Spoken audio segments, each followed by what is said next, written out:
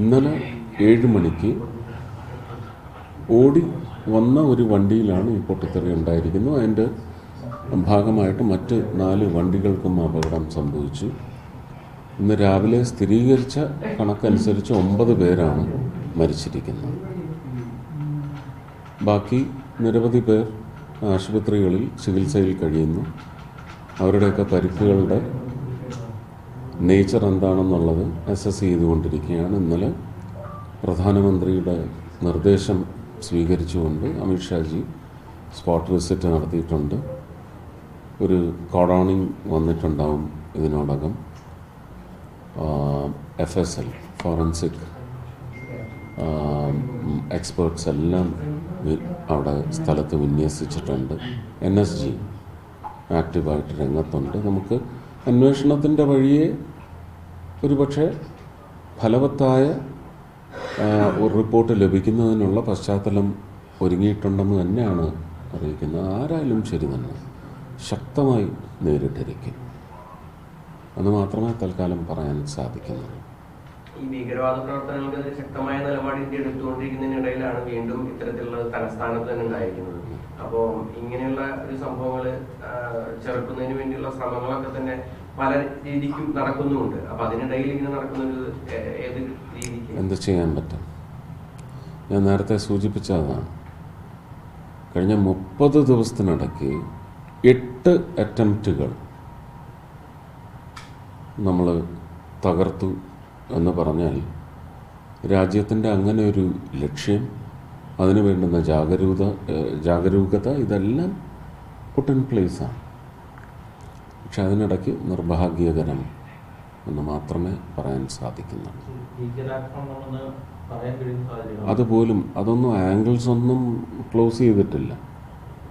നമുക്ക് അന്വേഷണത്തിൻ്റെ ഒരു ശക്തിയെ ബാധിക്കാത്ത തരത്തിൽ നമ്മുടെ ഡിസ്ക്ലോഷേഴ്സ് മുഴുവൻ ഒരു സെൽഫ് റിഫ്രൈൻ ചെയ്യണം.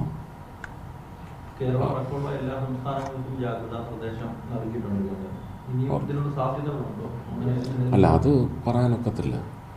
സാധ്യതകൾ ഉണ്ടെങ്കിൽ ഈ ജാഗരൂകത കേരളമടക്കമുള്ള സംസ്ഥാനങ്ങൾക്ക് നൽകിയതിനൊപ്പം തന്നെ ഇതിന് ഒരുപക്ഷെ കവചം നിർമ്മിക്കേണ്ട, കവചം പിടിക്കേണ്ടതായ സംഘങ്ങളെല്ലാം കുറച്ചുകൂടി ശക്തമായിട്ട് രംഗത്തുണ്ട് എന്ന് തന്നെയാണ് മനസ്സിലാക്കേണ്ടത്. അതിൻ്റെ ഏറ്റവും വലിയ മെഷ് ഒരുപക്ഷെ ആന്ധ്രയിലും, ആന്ധ്ര എന്ന് പറയുമ്പോൾ തെലങ്കാന, കേരളം, തമിഴ്നാട്, കർണാടകയൊക്കെ ശക്തമായ വല വിരിച്ചിട്ടുണ്ട്.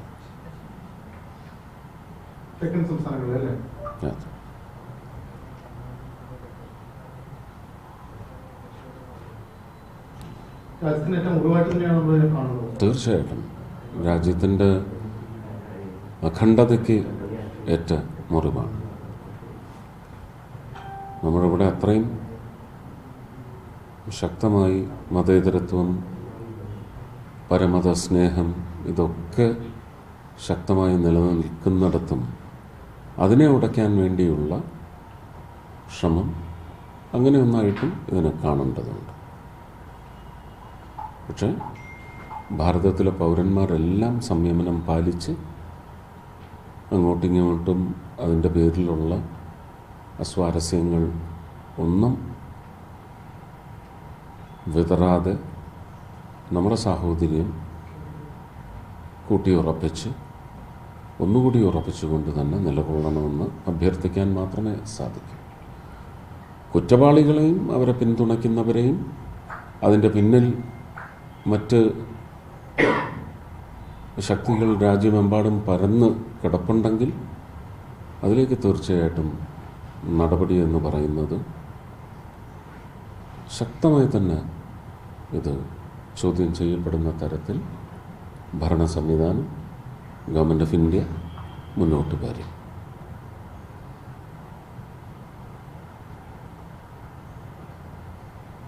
തദ്ദേശ ഇലക്ഷൻ പ്രഖ്യാപനം വന്നത്, അപ്പോൾ എങ്ങനെയാണ് കേരളത്തിലെ ഒരു BJPയുടെ ഇതുമായിട്ട് ചേർത്ത് നമുക്ക് ചെയ്യാൻ പറ്റുന്ന കാര്യമാണ്. നമുക്കൊരു ആത്മവിശ്വാസം വീണ്ടെടുക്കേണ്ട സമയമാണെങ്കിലും ഒരു മൂകതയുണ്ട്. ഒരു മൂകത ജനങ്ങളിലുണ്ട്. ഇലക്ഷൻ്റെ നമുക്ക് ഇനിയും ഒരു 2 ദിവസം കഴിയട്ടെ. ഇതിൻ്റെ ഒരു മാത്രമല്ല, ഇപ്പോഴും തീരുമാനങ്ങളിലേക്ക് എത്തിയിട്ടില്ല. ഇന്നലെ പെട്ടെന്ന് പ്രഖ്യാപനം വന്നതല്ല. അപ്പോൾ സ്ഥാനാർത്ഥി പട്ടികയുടെയും സ്ട്രാറ്റജിയിൽ സ്ഥാനാർത്ഥി പ്രഖ്യാപനം വന്നതിന് ശേഷം ഗണ്യമായ മാറ്റം സ്ട്രാറ്റജിയിൽ കൊണ്ടുവരേണ്ടതിനെ പറ്റിയായിരിക്കും ഇനി സീരിയസ് ആയ ഡിസ്കഷൻ. അത് ഞങ്ങളുടെ സ്ഥാനാർത്ഥികളെ പൂർണ്ണമായി തിരഞ്ഞെടുത്തതിന് ശേഷം പ്രാദേശികമായി ഒരു വാർഡ് അടിസ്ഥാനത്തിൽ, ഡിവിഷൻ അടിസ്ഥാനത്തിൽ സ്ട്രാറ്റജീസും തന്നെയാണ്. അതിനെപ്പറ്റിയൊക്കെ ഗഹനമായ ചിന്ത നടക്കുന്നതിനിടയ്ക്കാണ് ഈ വിഷമം ഉണ്ടാക്കുന്ന ഒരു കാര്യം. അത് ഡൽഹിയിൽ സംഭവിച്ചു എന്ന് പറയുന്നത് ഒരിക്കലും ദൂരെയാണ് എന്ന് നമുക്ക് കരുതാനൊക്കത്തില്ല. അപ്പം അതിൻ്റെ ആ ഒരു ഗ്ലൂമിൽ നിന്ന് നമ്മൾ പുറത്ത് വരണം. പെട്ടെന്ന് ഈ ഒക്കേഷനിൽ അതിനെക്കുറിച്ച് ചർച്ച പോകാനൊരു ചെറിയ ബുദ്ധിമുട്ടുണ്ട്. മാത്രമല്ല, അതിനുള്ള ഒരു റൈപ്പായിട്ടില്ല. ഒന്ന് റൈപ്പായിക്കോട്ടെ ഡിസിഷൻസ്. ഇന്നിപ്പം കാലത്ത് സംസ്ഥാന അധ്യക്ഷൻ ശ്രീ രാജീവ് ചന്ദ്രശേഖറിൻ്റെ നേതൃത്വത്തിൽ കോർ കമ്മിറ്റി മീറ്റിംഗ്, അത് കോർ കമ്മിറ്റിയിലെ തന്നെ ഒരു ക്രക്സ് ഉറപ്പായിട്ടും പങ്കെടുക്കുന്നുണ്ടെന്നാണ് ഞാൻ മനസ്സിലാക്കുന്നത്. അവിടുത്തെ ആ കോർ കമ്മിറ്റിയിലെ തീരുമാനങ്ങൾ വന്നതിന് ശേഷം ജില്ലാ അടിസ്ഥാനത്തിൽ 30 ജില്ലകളിലും തയ്യാറാക്കിയിട്ടുള്ള കാൻഡിഡേറ്റിൻ്റെ സ്ട്രക്ചറെല്ലാം വെളിവാക്കിയതിന് ശേഷം കൂടുതൽ നിങ്ങളെ അറിയിക്കാൻ സാധിക്കും.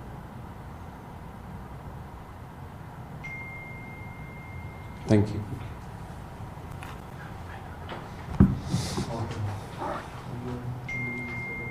കുറച്ചുകൂടി ഡിസ്കഷൻ ഉണ്ട്, അതുകൊണ്ടാണ് ഞാൻ ഇങ്ങോട്ട് വിളിപ്പിച്ചത് കേട്ടോ. ഇവിടേക്ക് ആക്കിയത് അതുകൊണ്ടാണെന്ന് പറയുക.